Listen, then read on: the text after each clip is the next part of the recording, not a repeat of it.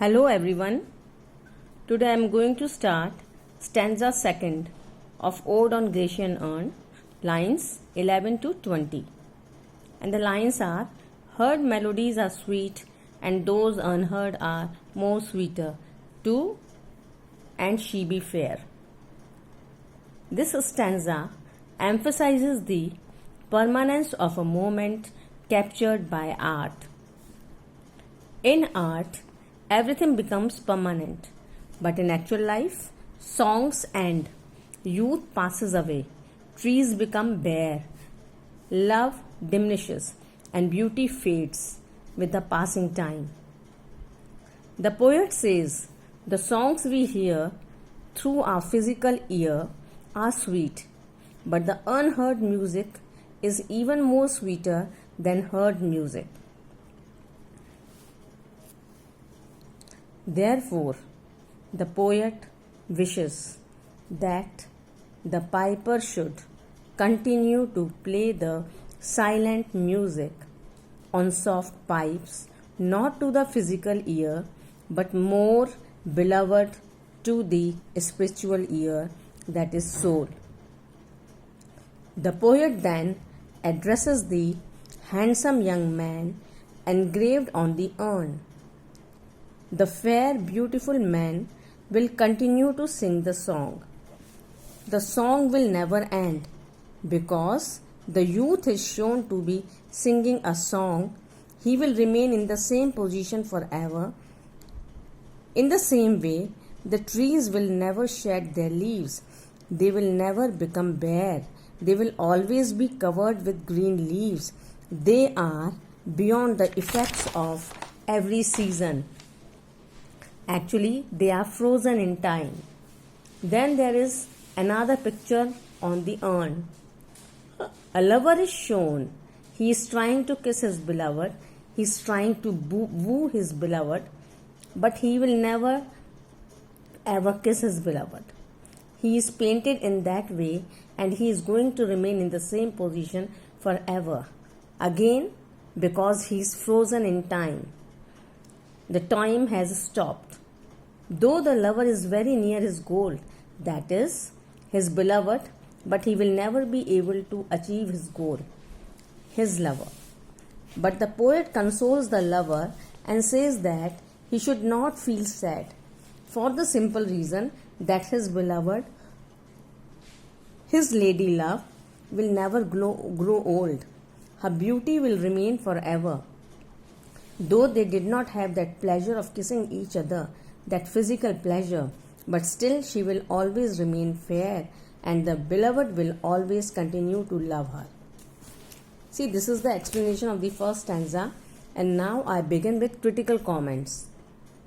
Critical comments that you have to write after finishing your explanation. So the heard melodies, the first two lines.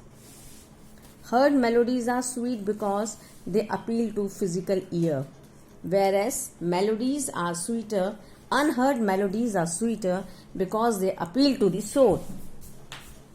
Heard melodies means audible music which can be heard by physical ear. In other words, music that is heard by the mortals. Unheard music means music heard only in imagination. See lines 11 to 14 now. The first four lines of the second stanza. These four lines relate to music and sound. There is the contrast between reality and abstract. Reality means sounds that can be heard. Abstract means the sound which is unheard to the physical ear. There is a comparison between life and art. The poet thinks abstract melodies are sweeter, and sensual ear means physical ear. Now I come to spirit ditties. Spirit means soul. Ditties means short, simple songs. The poet addresses the pipes directly to continue to play short, simple songs to the spirit, songs that cannot be heard. And see, spirit means imaginary, soul. This is an inherent paradox. How can we hear or play music that has no sound? It is actually imaginary music played to imaginary ears. So now the point is, what is paradox? Paradox is a situation or statement with two or more parts that seem strange or impossible together. That means there are two parts and both are impossible. And here how will we apply?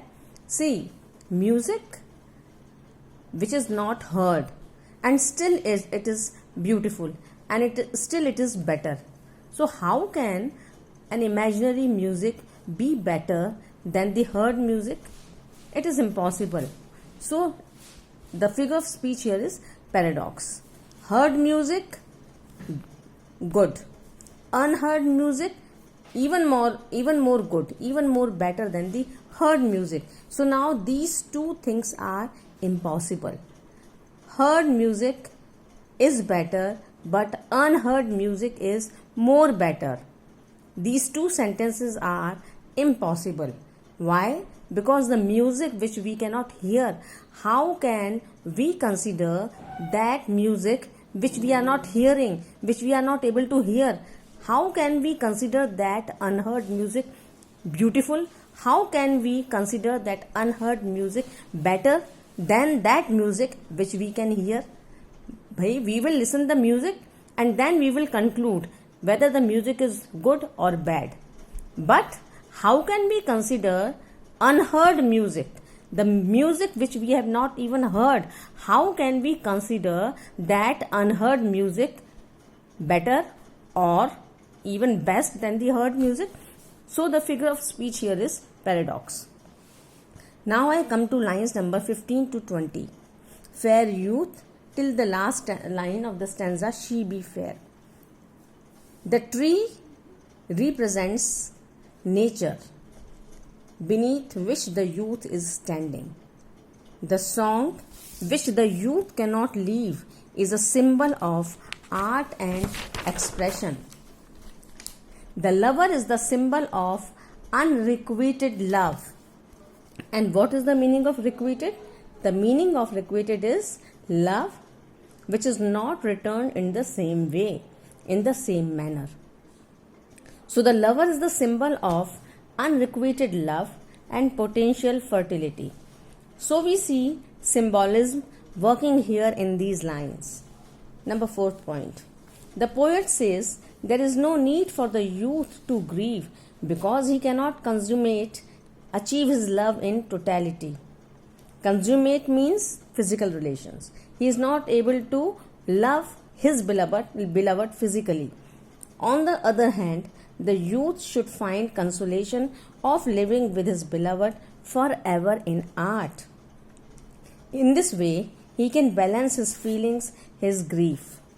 The second stanza focuses on the pros and cons of the real and the abstract. Pros and cons means effects and the result.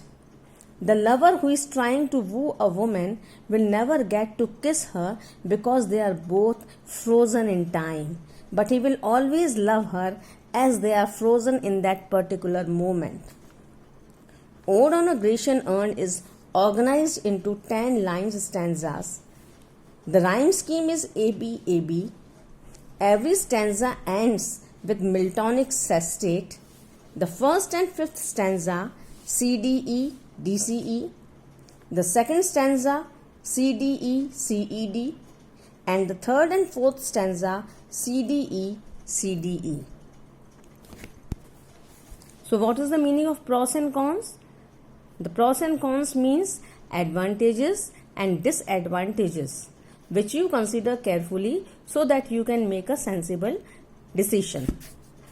So now I have completed the second stanza and now I shall start with the third stanza tomorrow.